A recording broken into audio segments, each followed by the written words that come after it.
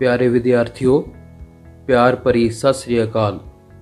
मैं Jaspal Singh, science master सरकारी middle school Sheikh मंगा, ज़िला कपूरथला, अज तुहाडे नाल तुहाडी 7वीं जमात दा पाठ 17 जंगल साडी जीवन रेखा दे प्रश्न उत्तरां दी चर्चा करांगा।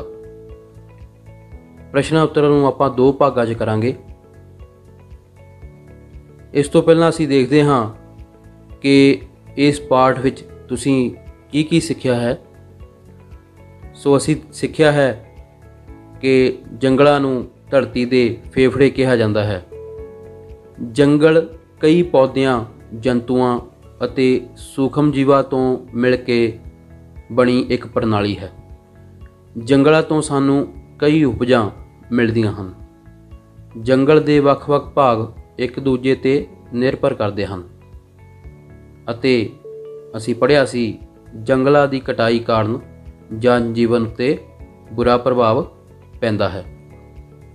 सो आओ इस पाठ नाल संबंधित प्रश्नों के उत्तरां नूं असी विस्तारपूर्वक उन्हां दी चर्चा करते हैं। सब तो पहलां असी अभ्यास के प्रश्न करांगे। अभ्यास के प्रश्नों विचों पहला प्रश्न साडे कोल है, समझाओ कि जंगल विच रहण वाले जंतु किस तरह जंगल के वाधे अते पुनर उत्पत्ति विच सहायक हुंदे हन। सो इहदे विच पुछया गया है कि जिहड़े जीव जंगल च रहिंदे हन वो जंगलों के वाधे लई ते पुनर उत्पत्ति मतलब किसी चीज़ के खत्म होने तो बाद दोबारा जन्म लेना पुनर उत्पत्ति अखवाउंदा है, उहदे लई जिहड़े जंतु हैं वो किस प्रकार सहायक हुंदे हन। सो आओ इसदा उत्तर देखते हाँ। इसदा पहला पॉइंट है उत्तर का, जंगल विच रहण वाले जंतु पौदिਆਂ के बीजां नूं फैलाउण विच सहायक हुंदे हन, जिस कारण नवे पौधे उगदे हन। सो जिहड़ा पहला पॉइंट है साडा, पौदिਆਂ के बीजां नूं जंतु फैलाउण विच सहायक हुंदे हन। सो इहदा मतलब की है कि जिहड़े जंतु हुंदे हन, खास तौर ते जिहड़े शाकाहारी जंतु वो जो पौधे खांदे हन तां उन्हां नूं इधर उधर सुੱਟਦੇ भी हैं, जिन्हां करके उन्हां दे बीज जो है वो एक जगह तो दूजी जगह तक चल जाते हैं या उन्हां दे शरीर दे नाल लग के वो बीज एक स्थान तो दूजे स्थान तक जाते हैं, जिहदे कारण उस प्रकार के नवे पौधे दूजे स्थानां ते उग पैंदे हैं। इस तो इलावा उन्हां जंतुओं का मल त्याग हुंदा है, जो लिद्द हुंदी है या गोबर हुंदा है, उहदे विच भी सूक्ष्म जीवां द्वारा नवे बीज पैदा हुंदे हन। तो इस प्रकार जंतु जो हैं वो पुनरुत्पत्ति विच सहायक हुंदे हन। दूजा पॉइंट देखते हाँ, मरे हुए जंतुओं के शरीर के अपघटित पदार्थ पौदिਆਂ ਨੂੰ पोषक तत्व प्रदान करते हैं। सो अपघटित पदार्थ पोषक तत्व प्रदान करते हैं जो पौदिਆਂ के वाधे लई सहाई हुंदे हैं। सो जिहड़े जीव मर जाते हैं उन्हां नूं कुछ छोटे जीव जंतु खांदे हैं ते उन्हां नूं आपां अपघटक कहते हैं। ये आपां अगे भी इहदे बारे पढ़ांगे प्रश्न विच। सो उन्हां जीवां दे शरीर नूं, जंतुओं के शरीर नूं छोटे जीव खा के अपघटित कर देंदे हन ते डीकंपोज कर देंदे हन ते पोषक तत्तां विच बदल देंदे हन जो पौधों लई खाद का काम करते हैं।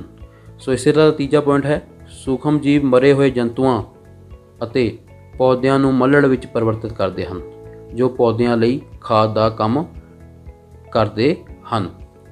सो जिहड़े सूक्ष्म जीव हुंदे हन वो पौधों दे मरे हुए पौधे जिहड़े उन्हां दे पत्ते हुंदे हन जां कोई जंतु हुंदा है उन्हां नूं गाल के वो मलड़ नाम दे एक पदार्थ विच परिवर्तित कर दिंदे हन जो पोषक तत्तां नाल भरपूर हुंदा है, जिहड़ा पौधों लई खाद का काम करता है। सो इस तरह साडे जंतु जो हैं वो जंगल के वाधे अते पुनर उत्पत्ति विच सहायक हुंदे हन। दूजा प्रश्न देखते हाँ, समझाओ कि जंगल हड़ां की रोकथाम किवें करदे हन। सो बहुत ही वधिया प्रश्न है। ਇਹਨੂੰ ਅਸੀਂ ਇੱਕ ਚਿੱਤਰ ਰਾਹੀਂ ਸਮਝਣ ਦੀ ਕੋਸ਼ਿਸ਼ ਕਰਦੇ ਹਾਂ। ਬੇਟਾ ਸਾਨੂੰ ਪਤਾ ਹੈ ਕਿ ਵਰਖਾ ਹੋਣ ਦੇ ਨਾਲ, ਜਦੋਂ ਭਾਰੀ ਵਰਖਾ ਹੁੰਦੀ ਹੈ ਤੇ ਅਸੀਂ ਆਪਣੇ ਸ਼ਹਿਰਾਂ ਵਿੱਚ ਦੇਖਿਆ ਹੈ ਸੜਕਾਂ ਤੇ ਕਿ ਪਾਣੀ ਜਦੋਂ ਵਹਿੰਦਾ ਹੈ ਵਰਖਾ ਦਾ ਤੇ ਉਹ ਨਦੀਆਂ ਨਾਲਿਆਂ ਤੋਂ ਹੁੰਦਾ ਹੋਇਆ ਅੱਗੇ ਜਾਂਦਾ ਹੈ। ਕੁਝ ਪਾਣੀ ਸੜਕਾਂ ਤੇ ਖੜਾ ਹੋ ਜਾਂਦਾ ਹੈ ਜਿਹੜਾ ਕਈ ਦਿਨਾਂ ਤੱਕ ਸੁੱਕਦਾ ਨਹੀਂ ਹੈ।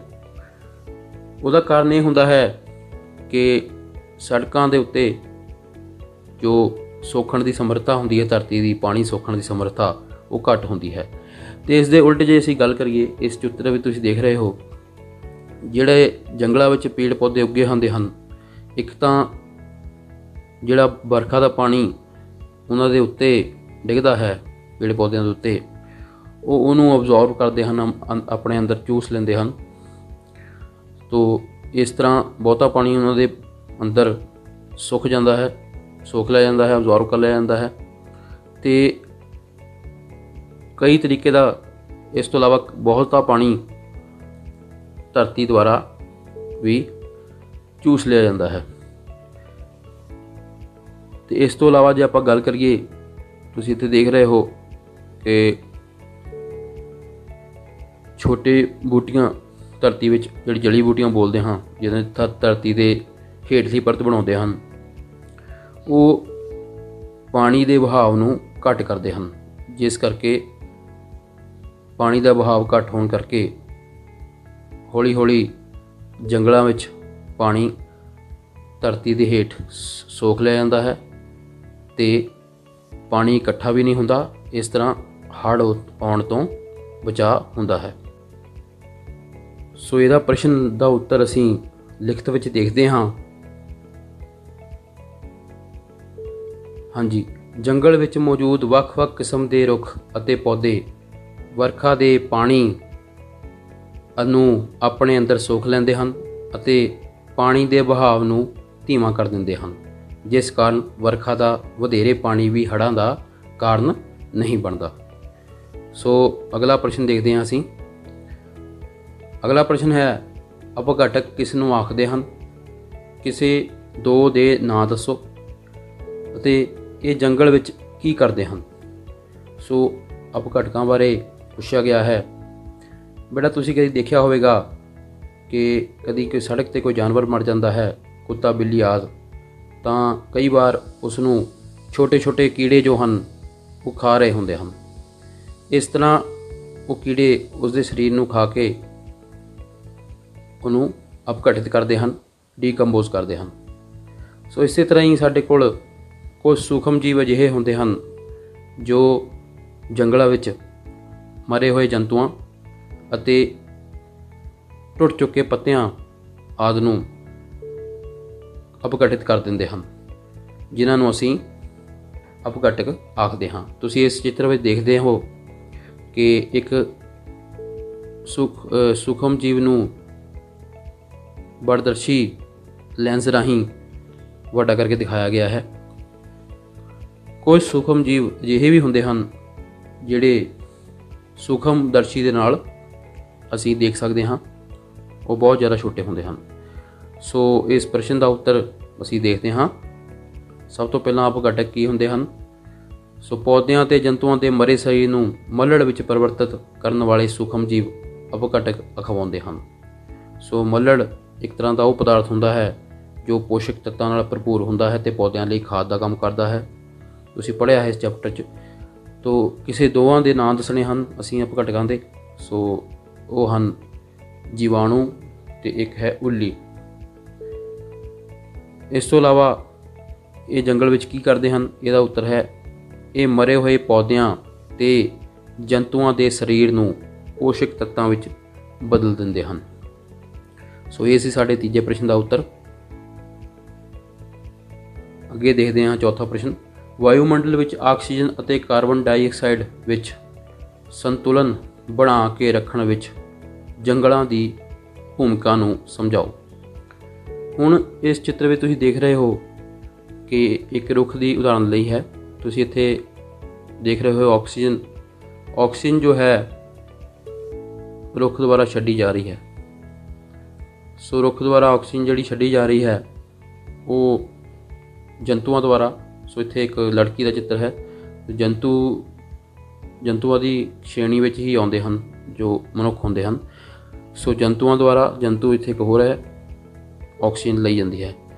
ਸਾਨੂੰ ਪਤਾ ਹੈ ਕਿ ਦਿਨ ਦੇ ਸਮੇਂ ਜੋ ਪੌਦੇ ਹੁੰਦੇ ਹਨ, ਰੁੱਖ ਹੁੰਦੇ ਹਨ, ਹਰੇ ਪੌਦੇ, ਉਹ ਆਪਣਾ ਭੋਜਨ ਬਣਾਉਂਦੇ ਸਮੇਂ ਆਕਸੀਜਨ ਛੱਡਦੇ ਹਨ। ਸੋ ਜੰਤੂ ਇਸ ਆਕਸੀਜਨ ਨੂੰ ਸਾਹ ਕਿਰਿਆ ਲਈ ਵਰਤਦੇ ਹਨ ਅਤੇ ਸਾਹ ਕਿਰਿਆ ਦੌਰਾਨ ਜੋ ਉਹ ਗੈਸ ਛੱਡਦੇ ਹਨ, ਕਾਰਬਨ ਡਾਈਆਕਸਾਈਡ, ਉਹ ਗੈਸ ਜੋ ਹੈ ਉਹ ਪੌਦਿਆਂ ਦੁਆਰਾ ਕੀ ਕੀਤਾ ਜਾਂਦਾ ਹੈ, ਉਹਨੂੰ ਪ੍ਰਕਾਸ਼ ਸੰਸ਼ਲੇਸ਼ਣ ਦੀ ਕਿਰਿਆ, ਭੋਜਨ ਬਣਾਉਣ ਵਾਲੀ ਕਿਰਿਆ ਵਿੱਚ ਵਰਤੀ ਜਾਂਦੀ ਹੈ। ਸੋ ਜੇ ਜਿੰਨੇ ਜ਼ਿਆਦਾ ਰੁੱਖ ਹੋਣਗੇ ਓਨੀ ਹੀ ਜ਼ਿਆਦਾ ਉਹ ਆਕਸੀਜਨ ਛੱਡਣਗੇ ਅਤੇ ਜੰਤੂ ਆਪਣੇ ਦੁਆਰਾ ਛੱਡੀ ਗਈ ਕਾਰਬਨ ਡਾਈਆਕਸਾਈਡ ਨੂੰ ਪੌਦਿਆਂ ਨੂੰ ਦੇ ਸਕਣਗੇ। ਤਾਂ ਵਾਤਾਵਰਨ ਵਿੱਚ ਇੱਕ ਤਰ੍ਹਾਂ ਆਕਸੀਜਨ ਅਤੇ ਕਾਰਬਨ ਡਾਈਆਕਸਾਈਡ ਦੀ ਸਥਿਰਤਾ ਜੋ ਹੈ, ਇੱਕ ਬੈਲੈਂਸ ਜੋ ਹੈ ਉਹ ਬਣਿਆ ਰਹੇਗਾ। ਸੋ ਇਸ ਲਈ ਕਿਹਾ ਜਾਂਦਾ ਹੈ ਕਿ ਸਾਨੂੰ ਵੱਧ ਤੋਂ ਵੱਧ ਰੁੱਖ ਲਗਾਉਣੇ ਚਾਹੀਦੇ ਹਨ। ਸੋ ਇਹਦਾ ਉੱਤਰ ਹੈ ਸਾਡੇ ਕੋਲ। ਸਾਨੂੰ ਪਤਾ ਹੈ ਕਿ ਪੌਦੇ ਆਪਣਾ ਭੋਜਨ ਬਣਾਉਣ ਸਮੇਂ ਵਾਤਾਵਰਨ ਵਿੱਚੋਂ ਕਾਰਬਨ ਡਾਈਆਕਸਾਈਡ ਦੀ ਵਰਤੋਂ ਕਰਦੇ ਹਨ ਅਤੇ ਆਕਸੀਜਨ ਛੱਡਦੇ ਹਨ। ਭਾਵ ਜੰਗਲਾਂ ਦੀ ਮਾਤਰਾ ਵੱਧ ਹੋਣ ਕਾਰਨ ਉਹ ਵੱਧ ਤੋਂ ਵੱਧ ਕਾਰਬਨ ਡਾਈਆਕਸਾਈਡ ਸੋਖਦੇ ਹਨ, ਜਿਸ ਨਾਲ ਧਰਤੀ 'ਤੇ ਆਕਸੀਜਨ ਅਤੇ ਕਾਰਬਨ ਡਾਈਆਕਸਾਈਡ ਦਾ ਸੰਤੁਲਨ ਬਣਿਆ ਰਹਿੰਦਾ ਹੈ। ਸੋ ਇਹ ਸੀ ਚੌਥੇ ਪ੍ਰਸ਼ਨ ਦਾ ਉੱਤਰ। ਅਗਲਾ ਪ੍ਰਸ਼ਨ ਦੇਖਦੇ ਹਾਂ ਅਸੀਂ। ਸਮਝਾਓ ਕਿ ਜੰਗਲਾਂ ਵਿੱਚ ਕੁਝ ਵੀ ਵਿਅਰਥ ਕਿਉਂ ਨਹੀਂ ਹੁੰਦਾ। ਬਹੁਤ ਹੀ ਵਧੀਆ ਪ੍ਰਸ਼ਨ ਹੈ। ਸੋ ਬੱਚਿਓ, ਤੁਸੀਂ ਸੋਚ ਰਹੇ ਹੋਵੋਗੇ ਕਿ ਜੰਗਲਾਂ ਵਿੱਚ ਵਿਅਰਥ ਤੋਂ ਕੀ ਭਾਵ ਹੈ। ਵਿਅਰਥ ਤੋਂ ਭਾਵ ਹੈ ਕਿ ਕੋਈ ਵੀ ਚੀਜ਼ ਉੱਥੇ ਇੱਦਾਂ ਦੀ ਨਹੀਂ ਹੁੰਦੀ ਜੋ ਪ੍ਰਦੂਸ਼ਣ ਫੈਲਾ ਸਕੇ। ਸੋ ਅਸੀਂ ਆਪਣੇ ਜਿੱਥੇ ਰਹਿੰਦੇ ਹਾਂ, ਵਸੋਂ ਵਾਲੇ ਇਲਾਕੇ 'ਚ, ਉੱਥੇ ਕੁਝ ਪਦਾਰਥ ਇੱਦਾਂ ਦੇ ਹੁੰਦੇ ਹਨ ਜਿਨ੍ਹਾਂ ਦਾ ਅਪਘਟਨ ਨਹੀਂ ਹੋ ਸਕਦਾ। ਜਿਵੇਂ ਕੂੜਾ ਕਰਕਟ ਵਿੱਚ ਬਹੁਤ ਸਾਰੇ ਪਲਾਸਟਿਕ ਦੀ ਚੀਜ਼ਾਂ, ਲਿਫਾਫੇ ਹੁੰਦੇ ਹਨ। ਕਿਉਂਕਿ ਜੰਗਲਾਂ ਵਿੱਚ ਜੰਤੂ, ਜਾਨਵਰ ਅਤੇ ਪੌਦੇ ਹੀ ਹੁੰਦੇ ਹਨ। ਸੋ ਇਸ ਤਰ੍ਹਾਂ ਦੇ ਪਦਾਰਥ ਜੰਗਲਾਂ ਵਿੱਚ ਨਾ ਦੇ ਬਰਾਬਰ ਹੁੰਦੇ ਹਨ। ਅਤੇ ਜਿਹੜੇ ਜੰਤੂ ਮਰ ਜਾਂਦੇ ਹਨ ਉਹਨਾਂ ਦਾ ਕੀ ਹੁੰਦਾ ਹੈ, ਜਿੱਦਾਂ ਆਪਾਂ ਪੜ੍ਹਿਆ ਹੈ ਇਸ ਚੈਪਟਰ 'ਚ ਕਿ ਜਿਹੜੇ ਅਪਘਟਕ ਹੁੰਦੇ ਹਨ, ਸੂਖਮ ਜੀਵ, ਉਹ ਮਰੇ ਹੋਏ ਜੰਤੂਆਂ ਅਤੇ ਮਰੇ ਹੋਏ ਪੌਦਿਆਂ ਦੇ ਸਰੀਰ ਨੂੰ ਮੱਲੜ ਵਿੱਚ ਪਰਿਵਰਤਿਤ ਕਰ ਦਿੰਦੇ ਹਨ। ਸੋ ਇਸ ਚਿੱਤਰ ਵਿੱਚ ਤੁਸੀਂ ਦੇਖ ਰਹੇ ਹੋ ਕੁਛ ਚੀਜ਼ਾਂ ਨੂੰ ਇੱਥੇ ਲੈਬਲ ਕੀਤਾ ਗਿਆ ਹੈ। ਸੋ ਫੋਟੋਸਿੰਥੇਸਿਸ ਜਿਹੜੀ ਇਹਦੇ ਵਿੱਚ ਦਿਖਾਇਆ ਗਿਆ ਹੈ, ਪ੍ਰਕਾਸ਼ ਸੰਸ਼ਲੇਸ਼ਣ, ਪੌਦੇ ਭੋਜਨ ਤਿਆਰ ਕਰਦੇ ਹਨ ਇਸ ਕਿਰਿਆ ਦੁਆਰਾ ਅਤੇ ਕਾਰਬਨ ਡਾਈਆਕਸਾਈਡ ਛੱਡਦੇ ਹਨ। ਸੋ ਕਾਰਬਨ ਡਾਈਆਕਸਾਈਡ ਲੈਂਦੇ ਹਨ। ਸੋ ਜੰਤੂਆਂ ਦੁਆਰਾ ਕਾਰਬਨ ਡਾਈਆਕਸਾਈਡ ਛੱਡੀ ਜਾਂਦੀ ਹੈ ਅਤੇ ਪੌਦਿਆਂ ਦੁਆਰਾ ਲਈ ਜਾਂਦੀ ਹੈ। ਸੋ ਉਹਦੀ ਵਰਤੋਂ ਪੌਦੇ ਕਰ ਲੈਂਦੇ ਹਨ ਅਤੇ ਆਕਸੀਜਨ ਨੂੰ ਉਹ ਛੱਡਦੇ ਹਨ। ਆਕਸੀਜਨ ਛੱਡੀ ਗਈ ਆਕਸੀਜਨ ਜੋ ਹੈ ਉਹ ਜਿਹੜੇ ਜੰਤੂ ਹਨ ਉਹ ਲੈਂਦੇ ਹਨ। ਇਸ ਤੋਂ ਇਲਾਵਾ ਡੀਕੰਪੋਜ਼ਰ ਵੀ ਦਿਖਾਈ ਦੇ ਰਹੇ ਹਨ ਤੁਹਾਨੂੰ। ਡੀਕੰਪੋਜ਼ਰ ਮੀਨਸ ਅਪਘਟਕ, ਉਹ ਮਰੇ ਹੋਏ ਜੰਤੂਆਂ ਨੂੰ ਅਪਘਟਿਤ ਕਰ ਦਿੰਦੇ ਹਨ। ਇਸ ਤੋਂ ਇਲਾਵਾ ਉਹ ਜੜ੍ਹਾਂ ਤੱਕ ਜੋ ਹੈ ਉਹ ਖਾਦ ਪਹੁੰਚਾਉਣ ਦਾ ਕੰਮ ਕਰਦੇ ਹਨ। ਸੋ ਉਹਨਾਂ ਨੂੰ ਪੋਸ਼ਕ ਤੱਤ ਪ੍ਰਦਾਨ ਕਰਦੇ ਹਨ, ਨਿਊਟਰੀਐਂਟਸ, ਪੋਸ਼ਕ ਤੱਤ। ਇਸ ਪ੍ਰਸ਼ਨ ਦਾ ਉੱਤਰ ਜੋ ਹੈ ਅਸੀਂ ਦੇਖਦੇ ਹਾਂ। ਜੰਗਲ ਵਿੱਚ ਸਾਰੇ ਹੀ ਪਦਾਰਥ ਜੈਵ ਅਪਘਟਨਸ਼ੀਲ ਹੁੰਦੇ ਹਨ, ਭਾਵ ਜਿਨ੍ਹਾਂ ਦਾ ਅਪਘਟਨ ਹੋ ਸਕੇ। ਸਾਰੇ ਮਰੇ ਹੋਏ ਜੰਤੂ ਅਤੇ ਪੌਦੇ ਸੂਖਮ ਜੀਵਾਂ ਦੁਆਰਾ ਅਪਘਟਿਤ ਕਰ ਲਏ ਜਾਂਦੇ ਹਨ, ਜਿਸ ਕਾਰਨ ਜੰਗਲਾਂ ਵਿੱਚ ਕੁਝ ਵੀ ਵਿਅਰਥ ਨਹੀਂ ਹੁੰਦਾ। ਇੱਥੋਂ ਤੱਕ ਕਿ ਜੰਤੂਆਂ ਦਾ ਮਲ ਤਿਆਗ ਵੀ ਖਾਦ ਵਿੱਚ ਪਰਿਵਰਤਿਤ ਹੋ ਜਾਂਦਾ ਹੈ। ਸੋ ਅਗਲਾ ਪ੍ਰਸ਼ਨ, ਅਜਿਹੀਆਂ 5 ਉਪਜਾਂ ਦੇ ਨਾਂ ਦੱਸੋ ਜਿਨ੍ਹਾਂ ਨੂੰ ਅਸੀਂ ਜੰਗਲਾਂ ਤੋਂ ਪ੍ਰਾਪਤ ਕਰਦੇ ਹਾਂ। ਇਹਦਾ ਉੱਤਰ ਅਸੀਂ ਦੇਖਦੇ ਹਾਂ। ਸਭ ਤੋਂ ਪਹਿਲਾਂ ਜੜੀ ਬੂਟੀਆਂ ਪ੍ਰਾਪਤ ਹੁੰਦੀਆਂ ਹਨ, ਦਵਾਈਆਂ। ਬਹੁਤ ਸਾਰੇ ਪੌਦੇ ਜੰਗਲ ਵਿੱਚ ਅਜਿਹੇ ਹਨ ਜਿਨ੍ਹਾਂ ਦੀ ਵਰਤੋਂ ਦਵਾਈਆਂ ਵਿੱਚ ਕੀਤੀ ਜਾਂਦੀ ਹੈ। ਖਾਸ ਤੌਰ 'ਤੇ ਆਯੁਰਵੈਦਿਕ ਦਵਾਈਆਂ ਜੋ ਹੁੰਦੀਆਂ ਹਨ, ਦੇਸੀ ਦਵਾਈਆਂ ਜਿਹਨੂੰ ਤੁਸੀਂ ਕਹਿ ਦਿੰਦੇ ਹੋ, ਅਤੇ ਇਹ ਦਵਾਈਆਂ ਬਹੁਤ ਹੀ असरदार साबित ਹੁੰਦੀਆਂ ਹਨ ਤੇ ਬਿਨਾਂ ਕਿਸੇ ਸਾਈਡ ਇਫੈਕਟ ਤੋਂ, ਉਹਦੇ ਬੁਰੇ ਪ੍ਰਭਾਵ ਤੋਂ ਇਹ ਦਵਾਈਆਂ ਵਾਤਾਵਰਨ ਵਿੱਚ ਮੌਜੂਦ ਹੁੰਦੀਆਂ ਹਨ। ਸੋ ਇਹ ਕੁਦਰਤੀ ਤੌਰ 'ਤੇ ਸਾਨੂੰ ਜੰਗਲਾਂ ਤੋਂ ਕੁਦਰਤੀ ਦਵਾਈਆਂ ਮਿਲਦੀਆਂ ਹਨ। ਦੂਜਾ ਹੈ ਸਾਡੇ ਕੋਲ ਮਸਾਲੇ। ਬਹੁਤ ਸਾਰੇ ਮਸਾਲੇ ਵੀ ਜੰਗਲਾਂ ਤੋਂ ਪ੍ਰਾਪਤ ਹੁੰਦੇ ਹਨ। ਤੀਜਾ ਹੈ ਲੱਕੜ। ਸੋ ਲੱਕੜ ਜੋ ਹੈ ਉਸ ਤੋਂ ਸਾਡੇ ਘਰਾਂ ਵਿੱਚ ਕਈ ਤਰ੍ਹਾਂ ਦਾ ਫਰਨੀਚਰ ਬਣਦਾ ਹੈ, ਕਈ ਤਰ੍ਹਾਂ ਦਾ ਖੇਡਾਂ ਦਾ ਸਮਾਨ ਬਣਦਾ ਹੈ, ਹੋਰ ਵੀ ਕਈ ਤਰ੍ਹਾਂ ਦੇ ਜੋ ਵਸਤੂਆਂ ਹਨ ਉਹ ਲੱਕੜ ਤੋਂ ਤਿਆਰ ਕੀਤੀਆਂ ਜਾਂਦੀਆਂ ਹਨ ਅਤੇ ਲੱਕੜ ਸਾਨੂੰ ਰੁੱਖਾਂ ਤੋਂ ਪ੍ਰਾਪਤ ਹੁੰਦੀ ਹੈ। ਇਸ ਤੋਂ ਇਲਾਵਾ ਜੋ ਤੁਸੀਂ ਕਾਗਜ਼ ਦੀ ਵਰਤੋਂ ਕਰਦੇ ਹੋ ਆਪਣੇ ਕਾਪੀ 'ਚ ਲਿਖਣ ਲਈ, ਉਹ ਵੀ ਜੰਗਲਾਂ ਤੋਂ ਲੱਕੜ ਦੀ ਕਟਾਈ ਤੋਂ ਬਾਅਦ ਹੀ ਬਣਦਾ ਹੈ।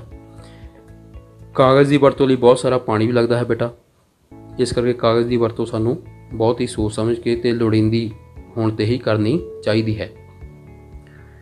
ਇਸ ਤੋਂ ਇਲਾਵਾ ਜੋ ਪੰਜਵਾਂ ਪਦਾਰਥ ਹੈ ਉਹ ਹੈ ਗੂੰਦ।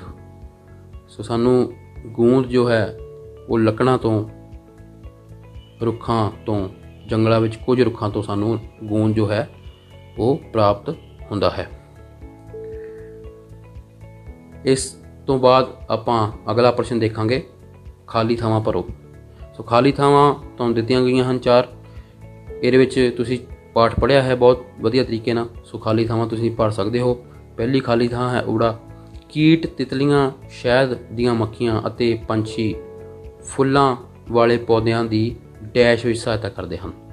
ਸੋ ਫੁੱਲਾਂ ਵਾਲੇ ਪੌਦਿਆਂ ਦੀ ਉਹ ਕਿਸ ਚੀਜ਼ ਵਿੱਚ ਸਹਾਇਤਾ ਕਰਦੇ ਹਨ? ਕੀਟ, ਤਿਤਲੀਆਂ। ਤੁਸੀਂ ਦੇਖਿਆ ਹੈ ਕਿ ਕੀਟ ਅਤੇ ਤਿਤਲੀਆਂ ਜਾਂ ਛੋਟੇ ਹੋਰ ਜੀਵ ਉਹ ਇੱਕ ਫੁੱਲ ਤੋਂ ਦੂਜੇ ਫੁੱਲ ਤੱਕ ਬੈਠਦੇ ਹਨ। ਉਹਦੇ ਨਾਲ ਤੁਸੀਂ ਜੋ ਪੌਦਿਆਂ ਵਿੱਚ ਪ੍ਰਜਨਨ ਚੈਪਟਰ ਪੜ੍ਹਿਆ ਸੀ ਉਹ 'ਚ ਪਰਾਗਣ ਬਾਰੇ ਪੜ੍ਹਿਆ ਸੀ। ਸੋ ਪੋਲੀਨੇਸ਼ਨ, ਸੋ ਇਹਦਾ ਉੱਤਰ ਪੋਲੀਨੇਸ਼ਨ ਹੋਏਗਾ। ਪਰਾਗਣ ਵਿੱਚ ਸਹਾਇਤਾ ਕਰਦੇ ਹਨ। ਦੂਜਾ, ਜੰਗਲ ਸ਼ੁੱਧ ਕਰਦੇ ਹਨ ਡੈਸ਼ ਅਤੇ ਡੈਸ਼ ਨੂੰ। ਹਾਂਜੀ, ਬਿਲਕੁਲ ਸਹੀ ਹੈ। ਜੰਗਲ ਸਾਨੂੰ ਆਕਸੀਜਨ ਪ੍ਰਦਾਨ ਕਰਦੇ ਹਨ। ਸੋ ਇਹ ਹਵਾ ਨੂੰ ਸ਼ੁੱਧ ਕਰਦੇ ਹਨ। ਇਸ ਤੋਂ ਇਲਾਵਾ ਪਾਣੀ ਜੋ ਹੈ ਉਹ ਵੀ ਸਾਫ਼ ਸੁਥਰਾ ਹੁੰਦਾ ਹੈ। ਭੂਮੀਗਤ ਪਾਣੀ ਫਿਲਟਰ ਹੋ ਕੇ ਥੱਲੇ ਜਾਂਦਾ ਹੈ ਜਿਹੜਾ ਹੁੰਦਾ ਹੈ। ਸੋ ਇਹ ਦੋਵਾਂ ਚੀਜ਼ਾਂ ਨੂੰ, ਹਵਾ ਅਤੇ ਪਾਣੀ ਨੂੰ, ਸਾਨੂੰ ਸ਼ੁੱਧ ਕਰਦੇ ਦਿੰਦੇ ਹਨ। ਸੋ ਤੀਜਾ ਹੈ, ਜੜੀ ਬੂਟੀਆਂ ਜੰਗਲ ਵਿੱਚ ਡੈਸ਼ ਪਰਤ ਬਣਾਉਂਦੀਆਂ ਹਨ। ਹਾਂਜੀ, ਬਿਲਕੁਲ ਸਹੀ। ਜੜੀ ਬੂਟੀਆਂ ਜੰਗਲ ਵਿੱਚ ਹੇਠਲੀ ਪਰਤ ਬਣਾਉਂਦੀਆਂ ਹਨ, ਕਿਉਂਕਿ ਤੁਸੀਂ ਪੜ੍ਹਿਆ ਹੈ ਕਿ ਛੋਟੀ ਜੜੀ ਬੂਟੀਆਂ ਜੋ ਹੁੰਦੀਆਂ ਹਨ, ਜੋ ਮੈਡੀਸਿਨਸ, ਉਹ ਛੋਟੀ ਬੂਟੀਆਂ ਦੇ ਰੂਪ ਵਿੱਚ ਹੁੰਦੀਆਂ ਹਨ।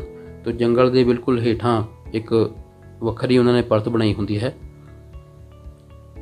ਅਗਲਾ, ਜੰਗਲ ਵਿੱਚ ਗਲੇ ਸੜੇ ਪੌਦਿਆਂ ਅਤੇ ਜੰਤੂਆਂ ਦੀ ਲਿੱਦ ਮਿੱਟੀ ਨੂੰ ਭਰਪੂਰ ਕਰਦੇ ਹਨ। ਸੋ ਇਹਦਾ ਉੱਤਰ ਬਿਲਕੁਲ ਸਹੀ ਹੈ, ਮਿੱਟੀ ਨੂੰ ਭਰਪੂਰ ਕਰਦੇ ਹਨ। ਅਗਲਾ ਪ੍ਰਸ਼ਨ ਦੇਖਦੇ ਹਾਂ, ਸਾਨੂੰ ਆਪਣੇ ਤੋਂ ਦੂਰ ਸਥਿਤ ਜੰਗਲਾਂ ਨਾਲ ਸੰਬੰਧਿਤ ਹਾਲਾਤਾਂ ਅਤੇ ਮੁੱਦਿਆਂ ਦੇ ਵਿਸ਼ੇ ਵਿੱਚ ਚਿੰਤਿਤ ਹੋਣ ਦੀ ਕਿਉਂ ਜ਼ਰੂਰਤ ਹੈ? ਸੋ ਬਹੁਤ ਹੀ ਇਹ ਚਿੰਤਾ ਦਾ ਵਿਸ਼ਾ ਹੈ ਕਿ ਸਾਨੂੰ ਜੰਗਲਾਂ ਬਾਰੇ ਚਿੰਤਾ ਕਰਨ ਦੀ ਜ਼ਰੂਰਤ ਕਿਉਂ ਹੈ। ਕਿਉਂ ਬੇਟਾ, ਸਾਨੂੰ ਪਤਾ ਹੈ ਕਿ ਅਸੀਂ ਬਹੁਤ ਸਮੇਂ ਤੋਂ, ਜਦੋਂ ਦਾ ਆਬਾਦੀ ਵੱਧ ਰਹੀ ਹੈ, ਮਨੁੱਖਾਂ ਨੇ ਆਪਣੀ ਜ਼ਰੂਰਤਾਂ ਦੇ ਹਿਸਾਬ ਨਾਲ ਜੰਗਲਾਂ ਦੀ ਅੰਨ੍ਹੇਵਾਹ ਕਟਾਈ ਕੀਤੀ ਹੈ। ਕੁਦਰਤ ਦਾ ਬਿਲਕੁਲ ਵੀ ਕੀ ਜ਼ਰੂਰਤ ਹੈ ਉਹ ਇਸ ਚੀਜ਼ ਬਾਰੇ ਨਹੀਂ ਸੋਚਿਆ ਗਿਆ। ਸੋ ਇਸ ਪ੍ਰਸ਼ਨ ਦੇ ਉੱਤਰ ਵਿੱਚ ਦੇਖਦੇ ਹਾਂ ਕਿ ਸਾਨੂੰ ਜੰਗਲਾਂ ਦੇ ਲਈ ਚਿੰਤਤ ਹੋਣ ਦੀ ਜ਼ਰੂਰਤ ਕਿਉਂ ਹੈ। ਪਹਿਲਾ ਪੁਆਇੰਟ ਹੈ, ਜੰਗਲਾਂ ਦੀ ਘਾਟ ਕਾਰਨ ਹੜ੍ਹਾਂ ਦੇ ਆਉਣ ਦੀ ਸੰਭਾਵਨਾ ਵੱਧਦੀ ਹੈ। ਤੁਸੀਂ ਪੜ੍ਹਿਆ ਹੈ ਇੱਕ ਪ੍ਰਸ਼ਨ 'ਚ ਕਿ ਜੰਗਲ ਕਿਵੇਂ ਹੜ੍ਹਾਂ ਨੂੰ ਰੋਕਦੇ ਹਨ। ਸੋ ਜੇ ਜੰਗਲ ਨਾ ਹੋਣਗੇ, ਪਾਣੀ ਦਾ ਸੋਖਣ ਨਹੀਂ ਹੋਏਗਾ, ਜਿਹੜਾ ਵਰਖਾ ਦਾ ਵੱਧ ਪਾਣੀ ਹੁੰਦਾ ਹੈ, ਸੋ ਸਾਡੇ ਹੜ੍ਹਾਂ ਦੇ ਆਉਣ ਦੀ ਸੰਭਾਵਨਾ ਹੈ ਉਹ ਬਹੁਤ ਜ਼ਿਆਦਾ ਵੱਧ ਜਾਵੇਗੀ। ਦੂਜਾ ਪੁਆਇੰਟ ਹੈ, ਮਨੁੱਖ ਦੁਆਰਾ ਜ਼ਮੀਨ ਦੀ ਪੂਰਤੀ ਲਈ ਜੰਗਲਾਂ ਦੀ ਕਟਾਈ ਕੀਤੀ ਜਾਂਦੀ ਹੈ, ਜਿਸ ਕਾਰਨ ਜ਼ਮੀਨ ਦੀ ਉਪਜਾਊ ਸ਼ਕਤੀ ਘਟਦੀ ਹੈ ਅਤੇ ਉਜਾੜ ਪੈਂਦਾ ਹੈ। ਸੋ ਜਿੱਦਾਂ ਆਪਾਂ ਜੰਗਲਾਂ ਦੀ ਕਟਾਈ ਕਰਾਂਗੇ, ਸੋ ਉੱਥੇ ਬਿਲਡਿੰਗਾਂ ਬਣਨਗੀਆਂ ਜਾਂ ਹੋਰ ਕਿਸੇ ਤਰ੍ਹਾਂ ਦੀ ਉਸਾਰੀ ਹੋਏਗੀ, ਉਸ ਇਲਾਕੇ ਦੀ ਉਪਜਾਊ ਸ਼ਕਤੀ ਘਟੇਗੀ, ਮੱਲੜਾਂ ਦੀ ਸੰਖਿਆ ਘਟੇਗੀ। ਸੋ ਕਈ ਤਰ੍ਹਾਂ ਦੇ जो है धरती ਨੂੰ ਨੁਕਸਾਨ ਹੋਣਗੇ ਸੋ ਉੱਥੇ ਉਜਾੜ ਜੋ ਹੈ ਡਿਜ਼ਰਟੀਫਿਕੇਸ਼ਨ ਜਿਹਨੂੰ ਕਹਿੰਦੇ ਹਾਂ ਉਹ ਪੈਦਾ ਹੋ ਜਾਂਦਾ ਹੈ। ਇਸ ਤੋਂ ਇਲਾਵਾ ਅਗਲਾ ਪੁਆਇੰਟ ਹੈ ਸਾਡੇ ਕੋਲ, ਜੰਗਲਾਂ ਵਿੱਚ ਸਾਰੇ ਜੰਤੂਆਂ ਦੀਆਂ ਪ੍ਰਜਾਤੀਆਂ ਅਲੋਪ ਹੋ ਜਾਂਦੀਆਂ ਹਨ।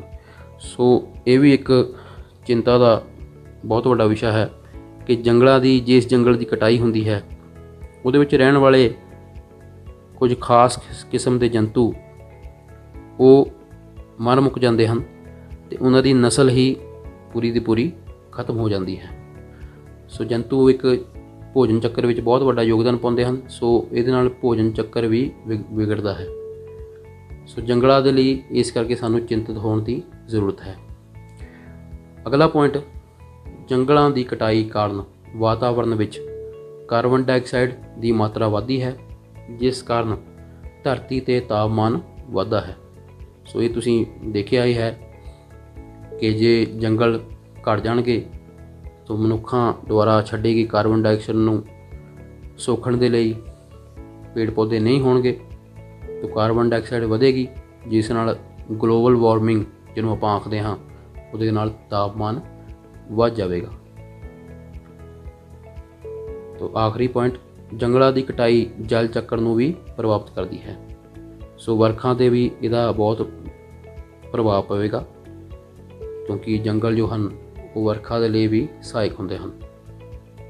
ਸੋ ਅਸੀਂ ਇਹ ਕਹਿ ਸਕਦੇ ਹਾਂ ਕਿ ਜੰਗਲ ਸਾਡੇ ਲਈ ਇੱਕ ਬਹੁਤ ਹੀ ਮਹੱਤਵਪੂਰਨ ਸਾਡਾ ਅੰਗ ਹੀ ਹੈ, ਜਿਹਦੇ ਬਿਨਾਂ ਅਸੀਂ ਆਪਣਾ ਜੀਵਨ ਦੀ ਕਲਪਨਾ ਨਹੀਂ ਕਰ ਸਕਦੇ। ਅਗਲਾ ਪ੍ਰਸ਼ਨ, ਸਮਝਾਓ ਕਿ ਜੰਗਲਾਂ ਵਿੱਚ ਵੱਖ-ਵੱਖ ਕਿਸਮ ਦੇ ਜੰਤੂਆਂ ਅਤੇ ਪੌਦਿਆਂ ਦੇ ਹੋਣ ਦੀ ਕੀ ਜ਼ਰੂਰਤ ਹੈ। ਤੋ ਇਹਦੇ ਵਿੱਚ ਦੇਖਦੇ ਹਾਂ, ਪਹਿਲਾ ਵਾਤਾਵਰਨ ਵਿੱਚ ਆਕਸੀਜਨ ਅਤੇ ਕਾਰਬਨ ਡਾਈਆਕਸਾਈਡ ਗੈਸਾਂ ਦਾ ਸੰਤੁਲਨ ਬਣਾਈ ਰੱਖਣ ਲਈ। ਤੋ ਸਾਡੇ ਜੰਤੂਆਂ ਦਾ ਹੋਣਾ ਵੀ ਜ਼ਰੂਰੀ ਹੈ ਜੰਗਲਾਂ ਵਿੱਚ ਅਤੇ ਪੌਦਿਆਂ ਦਾ ਹੋਣਾ ਵੀ ਜ਼ਰੂਰੀ ਹੈ। ਇਹਨਾਂ ਦੇ ਨਾਲ ਆਕਸੀਜਨ ਅਤੇ ਕਾਰਬਨ ਡਾਈਆਕਸਾਈਡ ਦਾ ਸੰਤੁਲਨ ਬਣਿਆ ਰਹੇਗਾ, ਕਿਉਂਕਿ ਜੰਤੂਆਂ ਨੂੰ ਸਾਹ ਲੈਣ ਦੇ ਲਈ ਆਕਸੀਜਨ ਚਾਹੀਦੀ ਹੈ ਜੋ ਉਹਨਾਂ ਨੂੰ ਪੌਦਿਆਂ ਤੋਂ ਮਿਲਦੀ ਹੈ ਦਿਨ ਦੇ ਸਮੇਂ ਪ੍ਰਕਾਸ਼ ਸੰਸ਼ਲੇਸ਼ਣ ਦੇ ਸਮੇਂ, ਅਤੇ ਕਾਰਬਨ ਡਾਈਆਕਸਾਈਡ ਪੌਦਿਆਂ ਨੂੰ ਜੋ ਮਿਲਦੀ ਹੈ ਉਹ ਜੰਤੂਆਂ ਤੋਂ ਮਿਲਦੀ ਹੈ, ਜਿਹਦੇ ਰਾਹੀਂ ਉਹ ਆਪਣਾ ਭੋਜਨ ਤਿਆਰ ਕਰਦੇ ਹਨ। ਅਗਲਾ ਪੁਆਇੰਟ ਹੈ, ਇਹ ਸਾਡੇ ਕੋਲ ਜੀਵਨ ਚੱਕਰ ਨੂੰ ਦਰਸਾਉਂਦਾ ਹੈ। ਸੋ ਤੁਸੀਂ ਦੇਖ ਰਹੇ ਹੋ ਇਹਦੇ ਵਿੱਚ ਇੱਕ ਜੀਵਨ ਚੱਕਰ ਦਿਖਾਇਆ ਗਿਆ ਹੈ। ਜਿਵੇਂ ਘਾਹ ਨੂੰ ਕੀਟ ਖਾਂਦੇ ਹਨ, ਕੀਟਾਂ ਨੂੰ ਡੱਡੂ ਖਾਂਦੇ ਹਨ, ਡੱਡੂਆਂ ਨੂੰ ਸੱਪ ਖਾਂਦੇ ਹਨ, ਅਤੇ ਸੱਪਾਂ ਨੂੰ ਜੋ ਉਹ ਇੱਲ ਖਾਂਦੀ ਹੈ। ਇਹਦੇ ਵਿੱਚ ਹੋਰ ਵੀ ਬਹੁਤ ਸਾਰੇ ਜੀਵ ਹੋਣਗੇ ਜੋ ਘਾਹ ਖਾਂਦੇ ਹੋਣਗੇ, ਜਿਵੇਂ ਬੱਕਰੀ ਆਦਿ, ਪਰ ਇਹਨਾਂ ਨੇ ਇੱਕ ਲੜੀ ਦਿਖਾਈ ਗਈ ਹੈ। ਅਸੀਂ ਦੇਖਦੇ ਹਾਂ, ਇੱਕ ਐਗਜ਼ਾਮਪਲ ਲਈ ਗਈ ਹੈ। ਹੁਣ ਮੰਨ ਲਈਏ ਜਿੱਥੇ ਕਿਸੇ ਇੱਕ ਨੂੰ ਇੱਥੋਂ ਹਟਾ ਦਿੱਤਾ ਜਾਵੇ, ਮੰਨ ਲਓ ਇੱਥੋਂ ਡੱਡੂ ਜੋ ਹੈ ਭਾਵ ਜੋ ਕੀਟ ਖਾਂਦੇ ਹਨ, ਜੇ ਅਸੀਂ ਗੱਲ ਕਰੀਏ ਡੱਡੂ ਕੀਟ ਖਾਂਦੇ ਹਨ। ਸੋ ਡੱਡੂ ਅਤੇ ਹੋਰ ਉਹ ਜਾਨਵਰ ਜਿਹੜੇ ਕੀਟ ਖਾਂਦੇ ਹਨ, ਛੋਟੇ ਕੀਟ, ਅਤੇ ਕੀਟ ਕੀ ਖਾਂਦੇ ਹਨ? ਘਾਹ। ਜੇਕਰ ਡੱਡੂਆਂ ਵਰਗੇ ਜਾਨਵਰਾਂ ਨੂੰ ਜੋ ਕੀਟ ਖਾਂਦੇ ਹਨ ਮਾਰ ਦਿੱਤਾ ਜਾਵੇ ਜਾਂ ਉਹ ਮਰ ਜਾਣ, ਅਲੋਪ ਹੋ ਜਾਣ, ਤਾਂ ਕੀਟਾਂ ਨੂੰ ਹੋਰ ਜਾਨਵਰ ਨਹੀਂ ਖਾਣਗੇ, ਭਾਵ ਕੀਟਾਂ ਨੂੰ ਖਾਣ ਵਾਲੇ ਜਾਨਵਰ ਨਹੀਂ ਬਚਣਗੇ।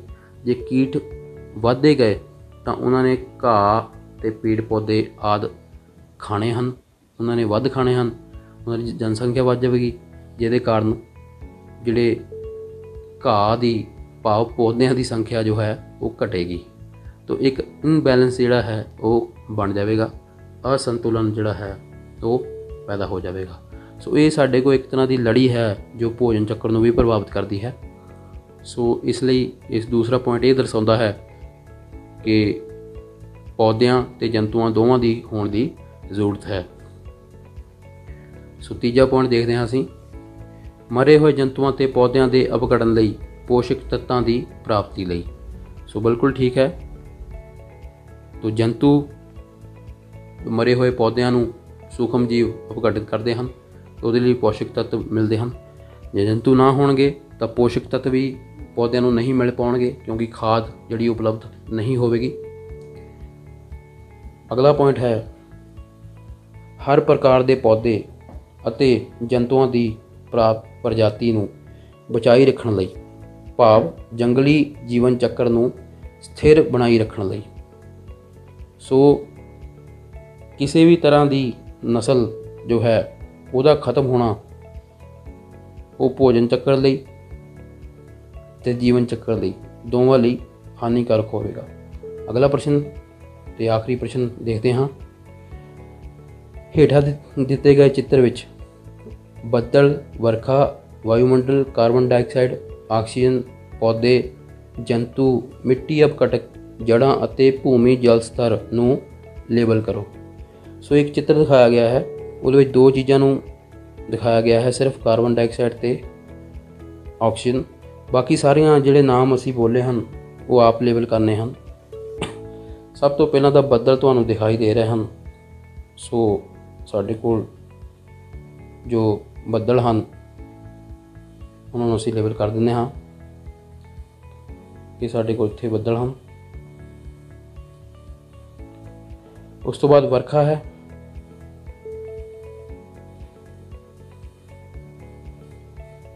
ਇਹ ਸਾਡੇ ਕੋਲ ਵਰਖਾ। ਵਾਯੂਮੰਡਲ ਜੋ ਹੈ ਉਹ ਸਾਨੂੰ ਪਤਾ ਹੈ ਧਰਤੀ ਦੇ ਉੱਪਰ ਕੁਝ ਕਿਲੋਮੀਟਰ ਤੱਕ ਪਰਤ ਬਣੀ ਹੁੰਦੀ ਹੈ। ਸੋ ਆਪਾਂ ਉੱਪਰ ਵਾਲੀ ਜਿਹੜੀ ਇੱਦਾਂ ਪਰਤ ਨੂੰ ਸ਼ੋ ਕਰਕੇ ਇੱਥੇ ਵਾਯੂਮੰਡਲ ਜੋ ਹੈ ਉਹ ਆਪਾਂ ਦਰਸਾ ਸਕਦੇ ਹਾਂ। ਇਸ ਤੋਂ ਇਲਾਵਾ ਸਾਡੇ ਕੋਲ ਕਾਰਬਨ ਡਾਈਆਕਸਾਈਡ ਹੈ। ਕਾਰਬਨ ਡਾਈਆਕਸਾਈਡ ਤੁਹਾਨੂੰ ਪਤਾ ਹੈ ਕਿ ਪੌਦੇ ਲੈਂਦੇ ਹਨ ਅਤੇ ਜੰਤੂ ਛੱਡਦੇ ਹਨ। ਇੱਥੇ ਇੱਕ ਚਿੱਤਰ ਵਿੱਚ ਜੰਤੂ ਦਿਖਾਇਆ ਗਿਆ ਹੈ। ਸੋ ਜੰਤੂ ਕਾਰਬਨ ਡਾਈਆਕਸਾਈਡ ਛੱਡਦੇ ਹਨ। ਤੋ ਆਪਾਂ ਇਸ ਤਰ੍ਹਾਂ ਨੂੰ ਸ਼ੋ ਕਰਾਂਗੇ।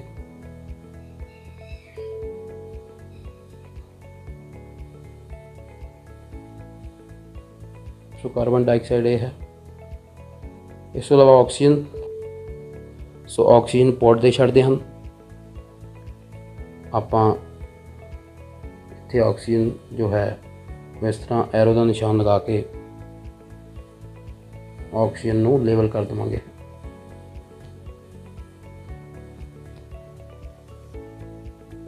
ਉਸ ਤੋਂ ਬਾਅਦ ਹੈ ਸਾਡੇ ਕੋਲ ਪੌਦੇ। ਤੋਂ ਪੌਦੇ ਤੁਹਾਨੂੰ ਦਿਖਾਈ ਦੇ ਹੀ ਰਹੇ ਹਨ। ਇਹ ਰੁੱਖ ਹਨ, ਥੱਲੇ ਘਾਹ ਵੀ ਹੈ। ਸੋ ਇਹ ਸਾਡੇ ਕੋਲ ਹਨ ਪੌਦੇ। ਜੰਤੂ, ਇਸ ਵਿੱਚ ਜੰਤੂ ਤੁਸੀਂ ਦੇਖ ਰਹੇ ਹੋ। ਇੱਥੇ ਇੱਕ ਹਿਰਨ ਦਿਖਾਇਆ ਗਿਆ ਹੈ।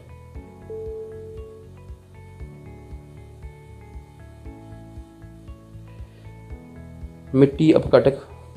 ਸੋ ਜਿਹੜੇ ਸੋਇਲ ਡੀਕੰਪੋਜ਼ਰ ਹੁੰਦੇ ਹਨ ਉਹ ਅੰਦਰ ਹੁੰਦੇ ਹਨ। ਸੋ ਆਪਾਂ ਇੱਥੇ ਥੱਲੇ ਇਹਨੂੰ ਲੇਬਲ ਕਰਾਂਗੇ ਮਿੱਟੀ ਅਪਘਟਕ ਨੂੰ।